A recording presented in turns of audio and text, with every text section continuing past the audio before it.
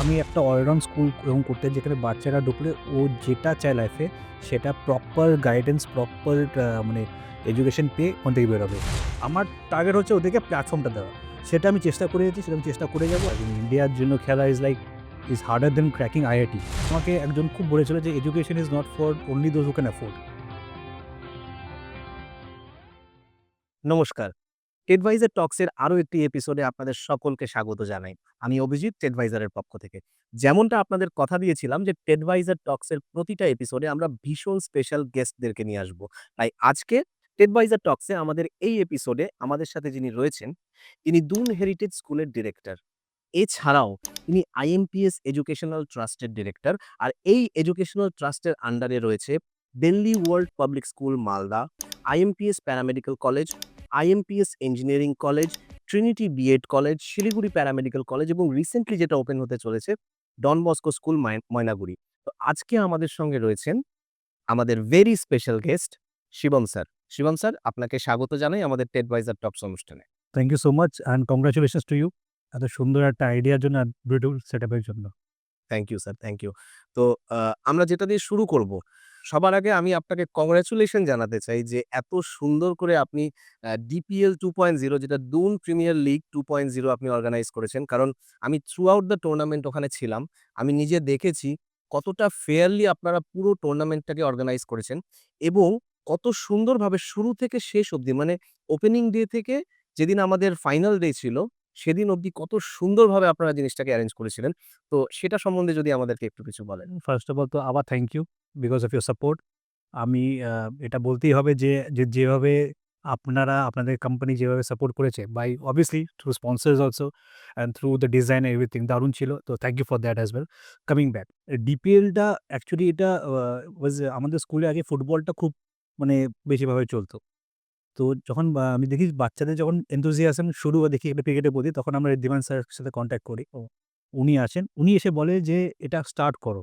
স সত্যি বলতে শিলিগুড়িতে তেমন কোনো টুর্নামেন্ট হয় না। আজকে বাচ্চাদের জন্য মানে শিলিগুড়ি থেকে খুব recently Richa Ghosh famous, Wriddhiman sir himself. কিন্তু একদম। সবার একটা প্রশ্ন যে মানে একটাই ডাউট থাকে যে শিলিগুড়িতে কোনো টুর্নামেন্ট হয় না কেন?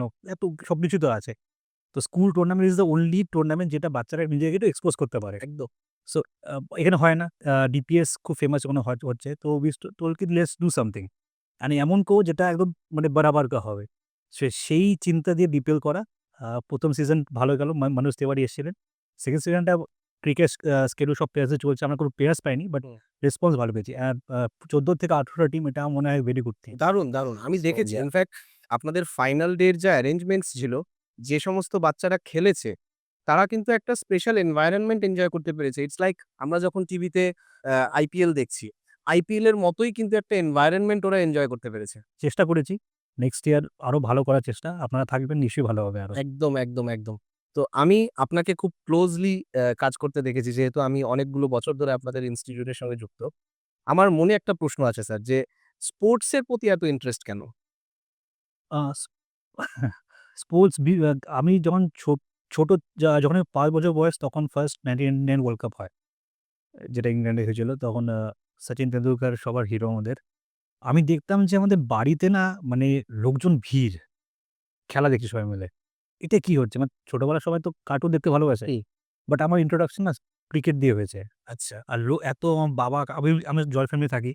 তো নিজেদের লোক তো আছেই। সব বন্ধুরা, বাবার বন্ধুরা এসে পুরা ঘরে ভিড়। ওই যে একটা যে মানে আমি ছোটবেলাতে বাড়িতে থেকেও স্টেডিয়ামের একটা অ্যাটমসফিয়ার পেয়ে গেছিলাম। আচ্ছা, আচ্ছা। আর দ্যাট ইস মানে ওটা ছিল ক্রিকেট। এই জন্য ফুটবলও দেখতাম বাট ক্রিকেটটা ফার্স্ট দেখা ছিল। সেখান থেকে আমার না ক্রিকেটের প্রতি লাভটা শুরু হলো। স্পোর্টস এইজন্যই যেহেতু ফার্স্ট ইন্টারেকশন ওটার সাথে হয়েছে তো ওটাই চলে। আস্তে, আস্তে গেমটা ভালো লাগে। তারপর নিজে খেলিও। আমার বাবাও খেলতেন, বাবাও খেলতেন। বাবা কোনদিন বলেনি এরকম সুপারস্টার ছেলে, কোনদিন বলেনি। ভেবেছে যে ছেলে হয়তো পড়াশোনা করবে না। আচ্ছা। বাবা পরে জানতে পারি আমার কোর্স থেকে তো বাবা তো ভালো খেলে। তাই নাকি? আমার বাবা খেলতো। মানে I never seen that side of my father. আচ্ছা। সো তারপর থেকে ক্রিকেট নিয়ে আমার চলে। খেলি তারপরে তো বিকজ আমাদের মানে এডুকেশন লাইন তো হুম। পড়াশোনা দিক দিয়ে তো খেলাটা ঠিক হয় না। তখন অত অপরচুনিটিস ছিলও না। To be very frank. এজন্য ফোকাস অন স্টাডিজ তারপরে স্পোর্টস একটা ইন্টিগ্রাল পার্ট। আমার যদি কেউ জিজ্ঞেস করে স্পোর্টস কি শিখেছে? অনেকে বলে যে কম্পিটিটিভনেস আমাকে ওগুলো শেখায়নি। আমাকে স্পোর্টস ক্রিকেট বেসিক্যালি যেটা স্পোর্টস হুম। স্পোর্টসই যে win or lose your attitude should remain same. Right. এটা আমাকে শিখিয়েছে। আমি বাকি আর আমার এখন কারেন্ট পিরিয়ডে এটা আমাকে ফলো করি আর খুব ভালো লাগে। আর এটা আমার এইজন্য আমি in our life there are more failures and success. বা কোনোদিনও if you have seen me there many things which I have failed but I never lose control মানে আমার কোনোদিন মাথা গরম হয় না, আমার দুঃখ হয় না। হয়তো ৫ সেকেন্ড ১০ হলো না, মানে হলো না, বাট মানে I gather the courage again and then work more. So এই একটা জিনিস জাস্ট স্পোর্টস শিখিয়েছে that win or lose your attitude remains the same, should remain the same. This is what I have gathered from that. দারুণ! I completely agree with that. আমি আপনাকে যেহেতু আমি বললাম যে আপনাকে হ্যাঁ। খুব ক্লোজলি আমি দেখেছি কাজ করতে। যেকোনো সিচুয়েশনে আপনি কিন্তু সিচুয়েশনটা আপনার কন্ট্রোলে Control থাকে। রাখতে হবে। এক্সাক্টলি। তো যেটা আপনি বলছিলেন যে আপনার বাড়িতেই একটা স্টেডিয়ামের পরিবেশ কিন্তু ছিল। তো সেখান থেকে কি ছোটবেলায় কখনো মনে হতো যে ইন্ডিয়া টিমের হয়ে খেলবো? অফকোর্স আমার এর একটা ইমোশনাল স্টোরি বলতে পারি। সেটা হচ্ছে অবভিয়াসলি যখন খেলতাম সবারই ড্রিম থেকে ইন্ডিয়ার জন্য খেলা। কিন্তু ইন্ডিয়ার জন্য খেলা is harder than cracking IIT. আচ্ছা। If you see that. এতজন খেলতে চায়। আমি বেশি খেলতে পারিনি, আমি ডিস্ট্রিক্ট অব্দি খেলেছিলাম। তো অবভিয়াসলি খেলা হলো না। বাট আই ওয়াজ মনে ছিল যে না, I will stay in touch with that. And today I am in touch with them. আজকে শিলিগুড়ি যত প্লেয়ার আছে, you have seen they have all come. Yes, they yes, have we have all supported me seen and that, অল। I've seen so I am associated with sports. আমার emotional মোমেন্টটা হচ্ছে যখন ঋদ্ধিমান সাহা আমাকে ওর নিজের ইন্ডিয়া জার্সিটা দিয়েছিল। সো ইন্ডিয়ার জার্সি আমি পাইনি। আমার নামে পাইনি। বাট ইন্ডিয়ার জার্সিটা কিন্তু আমার কাছে আছে, কিন্তু ওই বিসিসিআর লোগোটা দিয়ে। ওটা নিয়ে আমি ওটা ওটা বাই ওটা একটা দুটো আছে আমার কাছে। একটা ফ্রেম করা আছে স্কুলে, অলওয়েজ থাকবে। আর ২ টা বাড়িতে রেখেছি নিজের কাছে। দেখি, রোজ রাতে দেখি একবার। লেখা আছে মানে সেখানে একটা ওই ফ্যান বয় মোমেন্ট। হ্যাঁ, মানে এই যে আমার কাছে যেই টি-শার্টটা বিরাট কোহলি, রোহিত শর্মা পরে, ওটা আমার বাড়িতেও আছে। প্র্যাকটিস জার্সিটা ওটা আমি নিজের বাড়িতে রেখে দিয়েছি। এখন কি কোথাও একটা ড্রিম আছে যে আপনার স্কুলে যে সমস্ত বাচ্চারা শিখবে বা আপনার স্কুলে যে সমস্ত বাচ্চারা এখন প্র্যাকটিস করছে তাদের মধ্যে থেকে কেউ ইন্ডিয়া টিমের খেলবে? নিশ্চয়ই এইজন্যই করা কিন্তু। মানে আজকে কোচিং তো শিলিগুড়িতে চলছেই তো। বাট আমার জন্য ছিল যে বাচ্চাদেরকে আমি বেস্ট দেবো। যেটা আমার টাইমে আমি সেভাবে পাইনি অপরচুনিটিস। আজকে যে ঋদ্ধিমান স্যার যখন আমাদের কোচ, ঋদ্ধিমান স্যার না বেঙ্গল 23rd আন্ডার 23 কোচ উনি। তো কি হয়? উনি থাকলে একটা অপরচুনিটিস ভালো পাবে, প্ল্যাটফর্মটা পাবে। ট্রাস্ট মি ৪ টা বাচ্চা চান্সও পেয়েছে। এবার তারপর ওরা লাইফে কি হবে ওটা ওদের ব্যাপার। আমার টার্গেট হচ্ছে ওদেরকে প্ল্যাটফর্মটা দেওয়া। সেটা আমি চেষ্টা করে যাচ্ছি, সেটা আমি চেষ্টা করে যাবো। আর হোপফুলি কেউ না কেউ তো আমি চেষ্টা করছি যে শিলিগুড়ি থেকে একজন রিপ্রেজেন্ট করুক, ইন্ডিয়াকে, বেঙ্গলকে মানে করুক। শিলিগুড়ি থেকে এবং দুনহেরিতে। দুনের থেকে, এক্সাক্টলি দুনের স্কুল থেকে। ওকে। তো এই জায়গাটায় যদি আসি যে আপনি যেটা বলছিলেন যে আ আপনাদের সময় খুব একটা অপরচুনিটিস আপনারা পাননি। তো আপনাদের সময় যে স্কুল লাইফটা আপনার ছিল, সেটা সম্বন্ধে একটু কিছু বলুন। আমার কোয়েশ্চেনটা আলাদা। আচ্ছা। বাট আমি আপনার স্কুল লাইফটা জেনে তারপরে কোয়েশ্চেনটা আমার স্কুলিং হচ্ছে Don Bosco school. One of the মানে that was one of my best period of my life. মানে আচ্ছা, বন্ধুরা তো আমার টাচে আছেই, টিচারও টাচে আছে। মানে এটা হচ্ছে আমার সবথেকে বড় পাওনা, and they bless me like anything. আজকে যখন দেখে আমাকে, আমি তো সবাইকে শেয়ার করি, ভালো, ভালো লাগে। হুম। ওরা দে কেউ নেই যে সিন করে রেখে দিয়েছে। whenever I send a message about what I'm doing, thumbs up, well done, আশীর্বাদ। ওনারা স্কুলেও আসে। whenever I invite them, right. they come to school, আসে, আশীর্বাদ করে। টেরিফিক। এটা এই ফিলিংটা। তো স্কুলিংটা আমার ডন বস্কোতে হয়। খুবই মানে আমি খুবই নটি কিড ছিলাম। এইজন্য বাচ্চাদের সাইকোলজি বুঝি এখন। আমার স্কুলে আমি ডিসিপ্লিনটাকে সবাই চায়। বাট ডিসিপ্লিন আমার জন্য এটা না যে ক্লাসে কথা বলবে না বা বাঙ্ক মারবে না, এগুলো নয়। এগুলো this are fun, this are childhood. আমার যে ডিসিপ্লিন হচ্ছে টাইম মতো স্কুলে আসো, do not be late, your hairs, beard, nails will be properly trim, and কাউকে গ্রিট করলে মানে সিনিয়রদের গ্রিট করো, সিনিয়র মিনস দ্য টিচার্সদের গ্রিট করো ভালো মতো। This are discipline for me. Talking in the class is very normal thing. এগুলো বাচ্চারা না করলে স্কুল তো চুপচাপ ভালো লাগবে না। রাইট। তো discipline for me is this যে আমি যেটা আছি, হ্যাঁ, টাইম মতো আসতে হবে। I should not be late.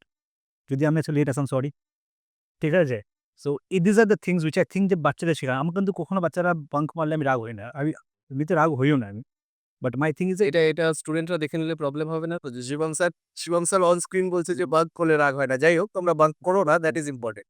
তো আমার যে প্রবলেম হচ্ছে যে ওরা ঠিকঠাক প্রপারলি ড্রেস ইউনিফর্মে থাকবে। এগুলো আমি দেখি, চেষ্টা করি ইমপ্লিমেন্ট করার। আর আর যেটা যে খুব ইম্পোর্টেন্ট, কারণ ডিসিপ্লিন এগুলোতেই ইম্পোর্টেন্ট। টকিং তো তোমাকে এক না একদিন করতেই হবে। Right, When you work, you have to talk. Right. So how can not talking be a discipline thing? Discipline is finishing work on time, doing things on time. These are the discipline for me, যেটা আমি Don Bosco আমাকে খুব শিখিয়েছে। And I'm just a replica of that. মানে I'm creating a replica of that. Whatever I learned in school, I'm doing that in this school. That's it. আমি যেটা বলছিলাম sir যে আমার কোয়েশ্চেন কিন্তু এটা আরে না। হ্যাঁ, আমি আপনার স্কুল লাইফটা সম্বন্ধে জানতে চাইলাম এই কারণে যে আমি যেহেতু আপনি এই জেনারেশনের যারা স্টুডেন্টস মানে এখন যারা স্কুলে পড়ছে তাদেরকে আপনি খুব ক্লোজলি দেখছেন যেটা হয়তো আমরা পাচ্ছি না। আপনি প্রত্যেকদিন ওদেরকে দেখছেন, ওদের মধ্যে চেঞ্জেস দেখছেন। তো বিইং আ 90s কিড আপনাদের সময়কার স্টুডেন্ট আর এখনকার যারা স্টুডেন্ট তাদের মধ্যে আপনি কি ডিফারেন্স দেখতে পাচ্ছেন? Hour generation basically. Like right. Right, right. So এখনকার বাচ্চা যেমন যেটা দেখি না আমাদের টাইমে প্রজেক্ট ওয়ার্ক বা স্পোর্টস ডে বা any event in school we used to be very passionate about. আমরা খুব প্যাশনেট ছিলাম। আমরা কিন্তু প্রজেক্ট ওয়ার্ক যে করতাম আমরা নিজেরা করতাম, রাত জেগে করতাম। করতে হয়েছে। তখন কি ইন্টারনেট ছিল না? ছিল, নিশ্চয়ই ছিল। বাট তাও আমরা মানে বই ঘেঁটে এদিকে ওদিক করে এভাবে করতাম। মানে আর প্রজেক্ট করতে কিন্তু অনেক কিছু শেখাও যায় কিন্তু। একদম, ঠিক একদম, আছে? একদম। এখনকার বাচ্চারা না আমি দেখছি ওরা ওই খাটতে চায় না। প্রজেক্টটা ওদের ChatGPT হয়ে গেছে এখন। খুবই সিম্পল হয়ে গেছে। ওরা খাটতে চায় না। সে প্রজেক্ট বিকজ আমরা জানতাম যে প্রজেক্টে আমাদের জিজ্ঞাসাও করতে পারে। If the teacher might ask. So আমাদের প্রিপেয়ার থাকতে হতো যে কি জিজ্ঞেস করতে হবে। তো আমাদের প্রজেক্টটা পড়তেও লাগতো। রাইট। কিন্তু এখন তো ওই সিস্টেম চেঞ্জ হয়েছে অনেকটা। তো বাচ্চারা একটু লেজি হয়ে গেছে। এটা and they are very much dependent on internet which is not good at all. এটা আমার একটা চেঞ্জ। 2nd চেঞ্জ যে ওদের না মানে একটা ফিলিংস মানে স্কুলকে একটা যে মানে টিচার্স এর সাথে যে কনট্যাক্ট যেটা আমাদের ছিল, ইমোশনাল বন্ড। ইমোশনাল বন্ডিংটা এটা এখন অনেকটা কমে গেছে। ওদের স্কুলের মধ্যে ওরা যতটা রেসপেক্ট দেওয়া, আমার মনে হয় না বাইরে গেলে ওরা মানে তেমন কোনো মানে আমরা গেলে কিন্তু এখন বাচ্চাদের মানে টিচারদের দেখি যে আমরা কিন্তু প্রণাম করি এগুলো কোনো এই প্রণাম করার কালচারটা এখন চলে গেছে। 0 ইটস নেগলিজিবল।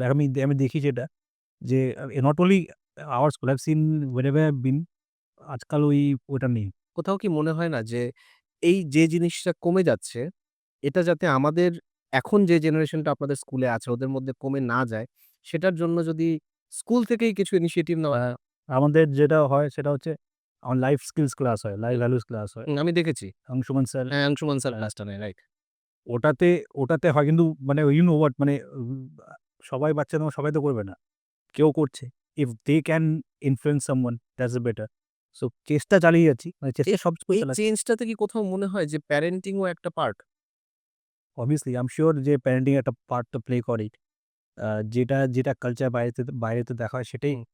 লোকেরা বাইরে কারণ ওর দিনের অর্ধেকটা সময় যেমন স্কুলে কাটাচ্ছে, বাকি অর্ধেকটা সময় কিন্তু বাড়িতে থাকছে। এক্সাক্টলি। আমাদের যখন আমি স্কুলে পড়তাম তখন দেখতাম যে সিনিয়র্সরা মানে আমার যা সিনিয়র ছিল তারা ফাদার আমাদের তো ফাদার পিস ফাদার ছিল। হুম। প্রণাম করত, টিচার্সদের করত। তো আমরা শিখেছি এটা। এখন আমি তো স্কুলে কাউকে বলতে পারি না যে আমার প্রণাম করা। That should come from within. Right. So এই যে একটা এটা না প্রণাম না করে যে ও রেসপেক্ট করছে সেটাও না। I am not taking that. I am taking যে আমাদের মধ্যে সেন্সটা কি যে এই একটা যে কানেক্টটা বন্ডটা we used to be like যে না দে আর মাই রেসপেক্টেবল আমাদের করা উচিত। মানে আমাদের কেউ শেখায়নি কিন্তু। ফাদার তো বলতো না যে প্রণাম করতে হবে। এই ফিলিংটা যে আর্জটা এটা অনেকটা কমে গেছে। আমি জানি না ফিউচারে কি হবে বাট এটা অনেকটা কমে গেছে অনেকটা। আচ্ছা। দিস ইস হোয়াট আই মানে আমি যেটা চেঞ্জ দেখতে পারি। একটা তো লেজি যে ওরা হুম। ChatGPT আরেকটা ইমোশনাল বন্ডিংটা বন্ডটা খুব কমে কমে গেছে। গেছে। টুয়ার্ডস আরো স্কুল। একটা সময় এসছিল যে সময়টায় কিন্তু আমরা অনেকটা চেঞ্জ দেখেছি এডুকেশনাল ইনস্টিটিউটস গুলোতে। আপনি হয়তো বুঝতে পারছেন যে লকডাউন যখন হলো। যে লকডাউনের সময় কিন্তু এডুকেশনের টোটাল সিস্টেমটা চেঞ্জ হয়ে গেল। রাইট। আপনারা যারা এডুকেশন অর্গানাইজেশন চালাচ্ছেন, তারা অনেক চ্যালেঞ্জেস ফেস করেছিলেন এবং চ্যালেঞ্জেস ফেস করে আপনারা কিন্তু অনেক কিছু পরিবর্তনও করেছিলেন।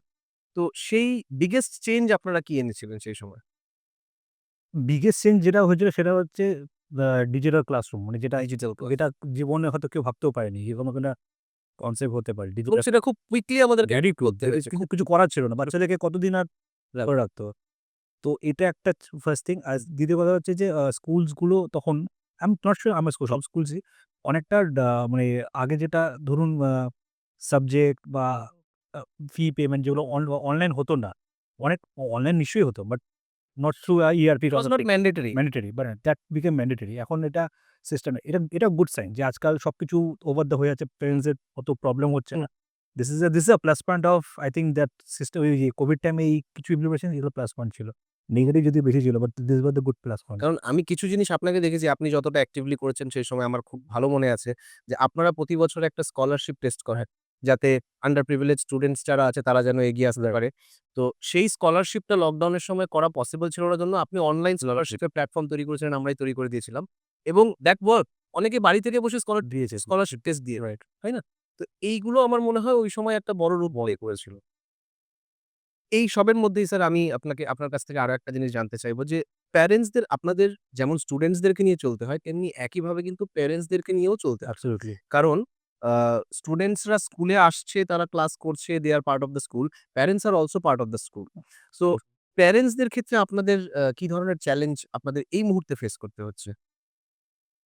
প্যারেন্টস বেসিক্যালি মানে এটা to be very frank, এটা feedback of the people who have worked with us, like the uniform people and the books people. They have told that our parents are much more মানে better in behavior than others also, which is a compliment. এবার if I come to my challenges, which is there are not few parents are there যারা মানে there's a way to interact. সবসময় সবকিছুতে এই যে চেঁচামেচি করতে হবে ব্যাপারটা নেই। প্লাস হচ্ছে ইফ কিছু প্যারেন্ট আছে যারা ব্যাপারটা হয়তো জানে না। বাচ্চাদেরকে না প্যারেন্টস বাড়িতে গিয়ে বাচ্চা কখনো নিজের ফল্ট থাকলে বলবে না। And as a parent you should be sensible enough to understand that যে আমার ছেলে বা মেয়ে যদি সব কথা বলছে লেট আস পুরোপুরি বিলিভ করবো না। আই আন্ডারস্ট্যান্ড আমার মেয়ে বিলিভ করবে কিন্তু পুরোপুরি না। At least go and ask in school what is the thing, right? School are your supporters. তোমরাই আপনারাই আমাদের স্টেক হোল্ডার্স। তো আমরা কেন আপনাদের এগেইনস্ট এ যাবো? আর কেনই বা আপনাকে হেল্প করবো না? সবকটা ইস্যুই সলভ হবে। But there is a proper way to do it. ভালো মতো কথা বলে ভালো মতনই আমরা মানে করা যায়। তো এটাই একটা চ্যালেঞ্জ যেটা আ আম যা মানে ইউজুয়ালি যা দেখি আমি। আরো একটা আমার নিজে থেকে মনে আসলো। দেখুন আজকে আমরা যেভাবে স্কুলে পড়েছি যেমন আপনি যেটা বললেন, আমরা যেভাবে স্কুলে পড়েছি আর আজকের দিনের স্কুল সেটা কিন্তু অনেকটা ডিফারেন্ট। তার কারণ হলো আজকের দিনে স্কুলে একটা আপনি যেরকম একটা খুব ভালো স্পোর্টস ফেসিলিটি রেখেছেন আপনার স্কুলে। তাছাড়া খুব ভালো একটা আপনাকে কম্পিউটার ল্যাব রাখতে হচ্ছে। একটা খুব ভালো আপনারা রোবোটিক্স এর ল্যাব তৈরি করছেন। এক্সাক্টলি। তো এই জিনিসগুলো যখন রাখতে হচ্ছে এটার সঙ্গে তো একটা খরচ ইনভলভড থাকে। যখন আপনি একটা সেটআপ তৈরি করছেন যেখানে স্টুডেন্টরা আসবে, গ্রো করবে, এটার সঙ্গে একটা খরচ ইনভলভড থাকে। অ্যান্ড খরচ মিনস ফিস। ইজ তো রাইট। সেক্ষেত্রে আপনাদের উপায় থাকে না যে স্টুডেন্টসদের ফিসটা কখনো আপনাদেরকে একটু ইনক্রিজ করতে হয় বা কখনো আপনাদেরকে নোটিস দিতে হয়। রাইট। তো সেক্ষেত্রে প্যারেন্টসদের কখনো এরকম আপনারা কখনো এরকম কিছু ফেস করেছেন কিনা? যে প্যারেন্টসদের কি কখনো মনে হয় যে স্কুল শুধুমাত্র আর্ন করতে চাইছে বা স্কুল শুধুমাত্র প্যারেন্টসদের উপর ডিপেন্ড করে শুধুমাত্র আর্নিং এর জন্য বা বাচ্চাদের প্রতি কেয়ার করছে না। এই ধরনের কোনো কিছু কখনো আপনারা অনুভব হ্যাঁ, করেছেন? হ্যাঁ হয়েছে। ১-২ বার এরকম হয়েছে। মানে এটা কিছু প্যারেন্টস আছে যে যারা খুব একটা blatantly একটা কমেন্ট দিয়ে দেয় মানে wherever হয়তো Facebook এ দিয়ে দিচ্ছে। স্কুল তো বিজনেসের জায়গা। ভালো কথা। আমাকে একটা কথা বলুন, টিচাররা কি ফ্রিতে কাজ করছে? একদম না। তো যদি বিজনেসে যাবো তো টিচারদেরকে তো কিছু দিতে লাগছে। ফি যেটা নেওয়া হয় আমি বাকি স্কুলের ব্যাপারে চাই না। এখানে আমি আমার মতো বলছি। আই এম সিউর কোনো স্কুলই ওরা যতটা ওরা জানে যে এতটুকু আমার প্যারেন্টস দিতে পারবে। কেউই চায় না প্যারেন্টস এর উপর এক্সট্রা বার্ডেন দিতে। আই এম সিউর কেউ দিতে চায় না। তো এবার ফিজটা নেওয়া হয় কারণ আমি ফেসিলিটিস কি দিচ্ছি। এটা তো প্যারেন্টসদের বোঝা উচিত যে না স্কুলে এটা লাগাচ্ছে। আমাদের যে uh smart every classroom smart board হতে চলেছে নেক্সট ইয়ার থেকে। তো একটা ফি ব্যাপার তো থাকতেই পারে। তো ইনক্রিমেন্ট থাকবেই। এখন uh we all have got bills to pay, right? So কেউ তো নিজের লস করে দিতে চাইবে না। তো ইটস নট এটা কোনো বিজনেস না। এটা হচ্ছে just I should meet my ends. তো ওটার জন্য তো fees is the only thing. আর আমাকে সিউর কেউ বলতে পারবে না স্কুল থেকে আমাদের কোনো হিডেন চার্জেস থাকে না। যা লেখা আছে ওটাই। হ্যাঁ, কোনো অলিম্পিয়াড হলো দ্যাট ইজ সামথিং। ওটা তো অন্য স্কুল আসছে। only interested students they have to pay. Other than that there are no hidden charges. আমরা যেটা রেখেছি ওটাই রাখে। ইনফেক্ট আমরা এভরি ইয়ার ইনক্রিজ ও করি না। And that is the reason I think I can say that I work for the students মানে because আমাকে একজন খুব বলেছিল যে education is not for only those who can afford. এই লাইনটা আমার এখনো মনে আছে। সো এজন্য আমি কখনো মানে একটা কিছু চার্জও করব না যাতে আমার মানে প্যারেন্টসরা মানে সব রকম বাচ্চাই পড়তে পারে। এবং তার চেয়ে বড় জিনিস যেটা আপনারা প্রত্যেক বছর করেন যে আপনারা একটা হ্যাঁ, স্কলারশিপ রাখছেন সেখানে আপ টু কত পার্সেন্ট অব্দি আপনারা আমরা তো মানে ভালো স্টুডেন্ট হলে তো 70-80% 80% আমি এক্সাক্ট নাম্বারটা আমার মনে ছিল না তাই জন্য আমি বলছিলাম না। যে আপ টু 80% অব্দি টিউশন ফি তে আপনারা স্কলারশিপ দিয়ে অ্যাডমিশন ওকে ছেড়ে দিয়েছি। হ্যাঁ, অ্যাডমিশন ফিস রাইট। তো আ উম আপনারা চাইছেন যে স্টুডেন্টস দেরকে সাপোর্ট করতে অ্যান্ড ওদের গ্রোথ এর জন্য যা ফেসিলিটিস ওদের প্রয়োজন সব দিতে। সেগুলোকে মিট করতে এবং সেটা মিট করতে সেখানে তো একটা মানে একটু এক্সপেন্স সেটা একটা এক্সপেন্স থাকবে। সেটাকে বহন করতে হবে সবাইকেই বহন করতে হবে। আ তো এই সমস্ত কিছু মিলেই ধরুন আপনারা দুনে যেভাবে পড়াশোনাটা চালিয়ে যাচ্ছেন তার পাশাপাশি যেভাবে স্পোর্টসটাকে এনকারেজ করছেন। তো what's the big dream with Doon? মানে এটা খুব জেনারেল কোয়েশ্চেন হয়ে যাচ্ছে। বাট আমি বলতে চাইছি যে um as a director what's the big dream that you see that someday Doon এই কাজটা করে দেখাবে বা সামডে দুন এই জায়গাটায় পৌঁছবে? আমার যেটা আমার ড্রিম সেটা অলরেডি মানে রিয়ালাইজ মানে অন দ্য প্রসেস এ আছি। এখনো অনেক পথ বাকি। দ্যা থিং ইস যে আমি এডুকেশনটা মানে এভাবে করছি অলরাউন্ড এডুকেশন। মানে একটা বাচ্চা যখন দুনে ঢুকবে সবাই পড়াশোনা ভালো হয় না, সবাই স্পোর্টস এ ভালো হয়, সবার ইন্টারেস্ট থাকে একটা। আমি একটা অলরাউন্ড স্কুল এরকম করতে যেখানে বাচ্চারা ঢুকলে ও যেটা চায় লাইফে সেটা প্রপার গাইডেন্স, প্রপার মানে এডুকেশন পেয়ে ওখান থেকে বেরোবে। যে যদি be that sports, be that education, be that what do you call it? Arts in the sense মানে হচ্ছে মানে ডান্স, ডান্স মিউজিক। দেন কারো ডিবেটিং হয়, জার্নালিজম হয়। We are very soon opening A journalism club in school as well. তো এগুলো plan আছে। মানে বাচ্চা যখন ঢুকবে ওর কাছে মাল্টিপল চয়েস থাকবে what he want to choose, what he or she wants to choose. এবার যেটাও ভালো পায় সেটাতেও যাবে আর সেটাতে ক্যারিয়ার যে করতে হবে that is my dream and ওটা I hope in some years of the other we will do it definitely. দারুণ। তো আমার মনে হয় আপনি যেহেতু ড্রিম দেখেছেন, আমি আপনাকে যতটা দেখেছি যে you chase your dreams and you achieve it. Right. Today or tomorrow you achieve we it. Have to. So আমার মনে হয় আমরা খুব তাড়াতাড়ি শিলিগুড়িতে এরকম একটা স্কুল পাবো, যেখানে নট অনলি এডুকেশন, যেকোনো বাচ্চা সে যে যেটা করতে ভালোবাসে সে সেটা করবে। আমার মনে হয় ফিউচারে আমরা সেদিকেই যাচ্ছি। যে শুধুমাত্র পড়াশোনা না, কারণ আজকের দিনেও আপনি দাঁড়িয়ে দেখুন, শুধুমাত্র যে ছেলেটা খুব ভালো পড়াশোনায় ছিল সেই যে খুব সাকসেসফুল তা কিন্তু নয়। তা কিন্তু নয়। আপনি আপনার ব্যাচে দেখতে পাবেন, আমি আমার ব্যাচে দেখতে পাই যে এমন কেউ আছে যে হয়তো ব্যাক বেঞ্চে বসতো, বাট এখন সে আমার চেয়ে অনেক বেশি সাকসেসফুল। এক্সাক্টলি। তাই না? তো এটাই মনে হয় আগামী দিনে আমরা দেখতে পাবো যে স্কুল এরকম একটা জায়গায় তৈরি হবে, পরিণত হবে যেখানে বাচ্চারা যে যেটা করতে ভালোবাসে তাকে সেটা করতে দেওয়া হবে এবং with proper guide. Proper guidance, yes that is proper important. Guide. Proper guidance. তো আমরা অনুষ্ঠানের একদম শেষ লগ্নে চলে এসেছি। তো আপনাকে লাস্ট একটা কোয়েশ্চেন করব যে আজকের যারা প্যারেন্টস আছে, আমি নিজেও একজন প্যারেন্টস। আমি আপনার টিপসটাকে অ্যাজ আ টিপসই নেব আজকে। আমি নিজেও একজন রিসেন্ট প্যারেন্ট। তো আজকের যারা প্যারেন্টস আছে তাদের জন্য যদি একটা টিপ দেন যে এই জিনিসটা যদি প্যারেন্টরা আজকের দিনে ফলো করে, তাহলে তার বাচ্চাদের স্কুল লাইফটা খুব ভালো হবে এবং তারা ফিউচারের দিকে খুব ভালোভাবে এগিয়ে যেতে পারবে। প্যারেন্টসদের জন্য যদি একটা কোনো টিপস আপনি দিতে পারেন। আমি অ্যাকচুয়ালি ২ টো টিপ আছে। ওকে। ফার্স্ট হচ্ছে যে আ আপনারা please keep in contact with school.